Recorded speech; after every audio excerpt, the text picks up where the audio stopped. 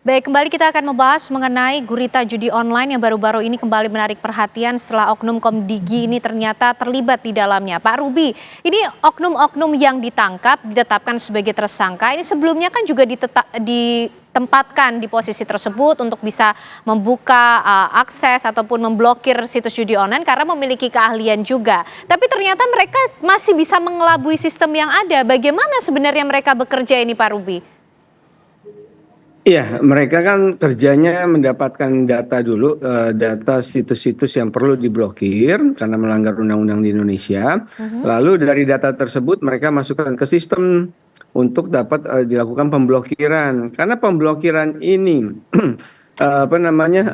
sifatnya bukan hanya dilakukan oleh Kominfo, tapi bekerja sama dengan para ISP dan NAP di Indonesia. Jadi mereka memblast informasi tersebut, data-data tersebut dikirimlah ke pihak ISP dan NAP.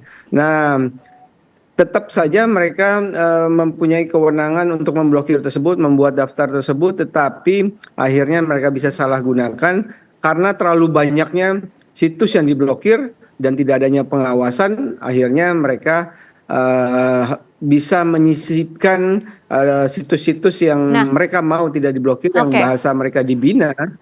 Akhirnya mereka bisa melakukan kecurangan seperti ini. Nah, ini bisa lolosnya di titik mana, Pak Ruby? Teknisnya seperti apa? Ya, itu tadi terkesan ataupun sepertinya kemungkinan besar tidak adanya pengawasan. Jadi mereka hanya diberikan kewenangan, diberikan sistem, lalu melakukan pemblokiran, tapi tidak ada yang mengawasi apakah mereka sudah memang benar memblokir situs-situs yang udah dalam daftar tugas mereka. Nah, karena tidak ada yang mengawas, akhirnya mereka lama-lama paham bahwa ini tidak ada yang mengawasi dan mempunyai celah untuk mereka bekerja sama dengan bandar judi online. Akhirnya mereka tergiur lah, ataupun mereka juga bisa saja melakukan dihubungi ataupun melakukan komunikasi para bandar judi online tersebut untuk bekerja sama seperti hal ini. Oke, Pak Cucun, kalau dari penjelasan Pak Ruby tadi secara teknis mekanisme bagaimana oknum-oknum ini bekerja dan ternyata masih bisa lolos juga karena tidak ada pengawasan internal, masih ada celah ternyata Pak Cucun. Lalu bagaimana sistem yang harus dibangun lagi untuk mengawasi mereka?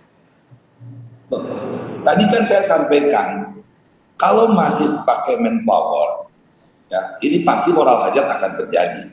Tapi saya punya keyakinan sekarang ya, orang nomor satu yang memimpin di Komdigi ini kan dulu pimpin Komisi 1, itu sahabat saya Bu Mutia. Kalau sudah menggurita seperti ini, memangkas bukan yang 10 orang itu.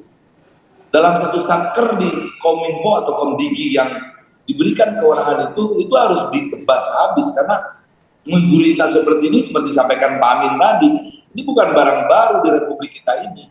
Kalau menghabiskan, mematahkan itu ya, bila perlu rekrutmen dengan tadi, kalau misalkan masih diberikan kewenangan, dia menggerakkan sistem yang ada ini, harus betul-betul ada efek jerak kalau dia terjadi moral hazard. Karena harus disadarkan ke semua, mereka tangan dia itu menggerakkan, men-screening, kemudian juga menganalisis, itu akan berefek berakibat kepada masalah sosial yang besar, masalah negara yang besar. Berikan di sana reward yang besar, bukan hanya dipercayakan kepada orang yang sedikit cuma rekrutmen ini tenaga honorer saja. Jadi nggak bisa sekarang ini kalau misalkan kita main-main. Saya jauh-jauh hari, saya ulang lagi, ketika dialog itu menyampaikan kalau negara punya keinginan, negara punya kemauan. Ingat, beberapa negara itu mampu memblokir, bahkan tidak bisa masuk satu sistem aplikasi ke negaranya. Makanya keyakinan saya, harapan saya ini, di bawah kepemimpinan sahabat saya Mutia, dia selalu concern terhadap Kominfo dulu. Dia paham bagaimana menghadapi mitranya. Sekarang sahabat saya ini ada di dalam, menjadi orang nomor satu di sana. Pasti saya punya harapan melakukan antisipasi preventif, orang-orang pasukannya yang membantu di sana, baik setingkat dirjennya, setingkat direkturnya, bahkan ke staf ke bawahnya pasti akan dilakukan penertiban. Apa yang terjadi tidak akan terulang lagi, baik permasalahan judi online, kebocoran data, karena jantungnya ada di Kominfo atau di Komdigi ini. Itu kan.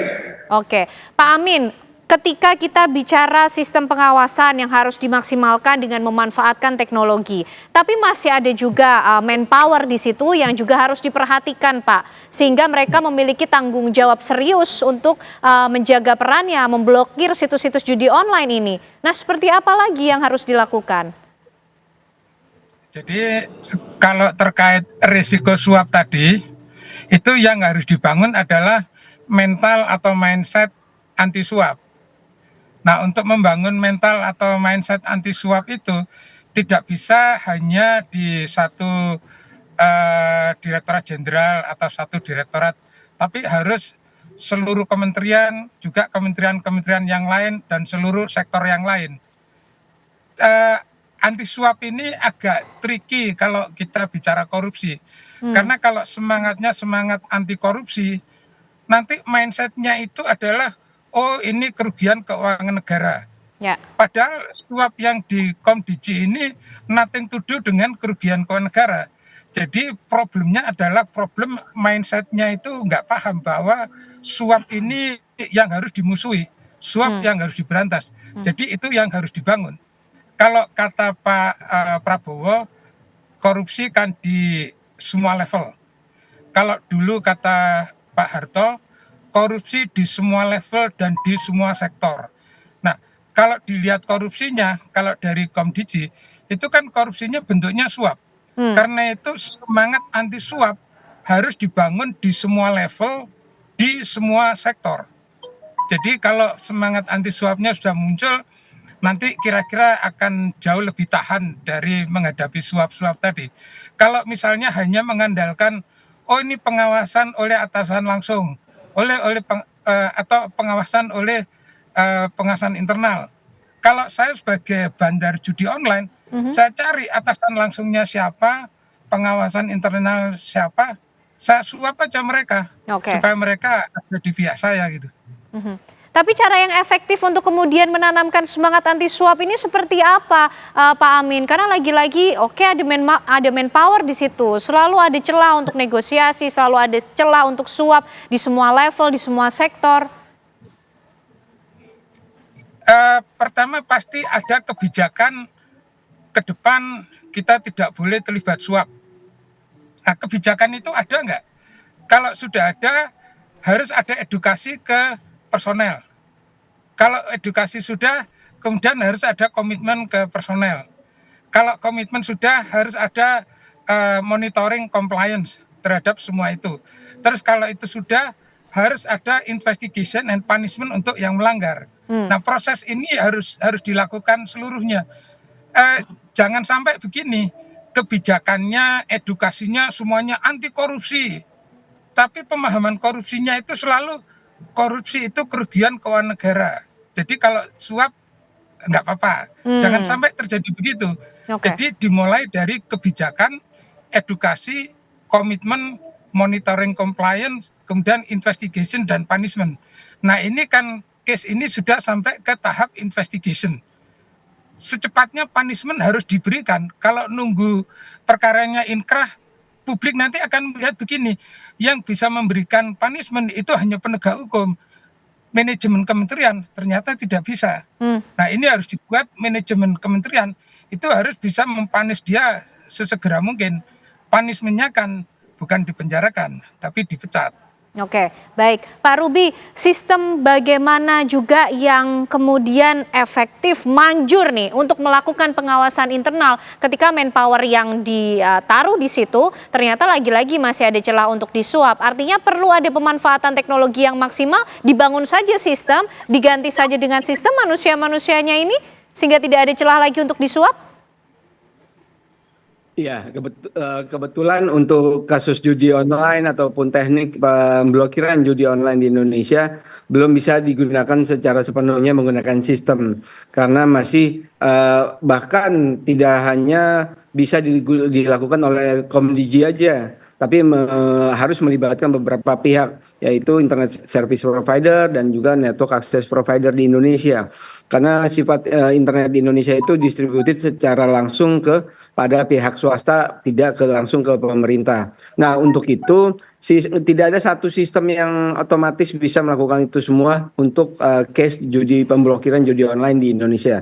Tetapi yang bisa dilakukan saat ini ataupun dengan sistem yang ada itu mestinya ada layering terhadap proses pemblokiran, ada yang mengeksekusi, ada yang mengawasi, ada yang memverifikasi untuk kedua kalinya, sehingga semua proses itu benar-benar dilakukan oleh pihak yang operator, tetap yang tanpa ada celah dia bisa membuat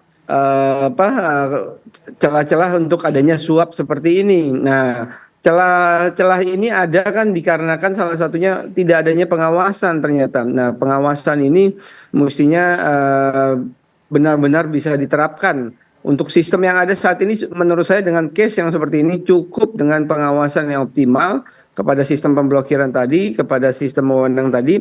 Hari ini atau kemarin kan kita dengar Ibu Menteri sudah juga menyampaikan atau membuat instruksi Menkominfo nomor 2 tahun 2024, di mana pelarangan itu baru mulai muncul apa saja yang nggak boleh dilakukan oleh pegawai-pegawai di Kominfo. Nah, itu udah sangat jelas.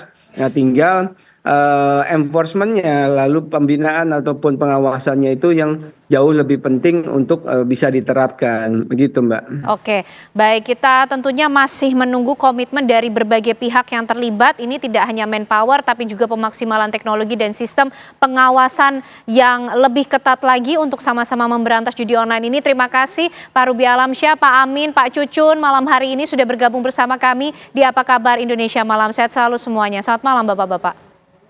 Selamat malam. Terima kasih.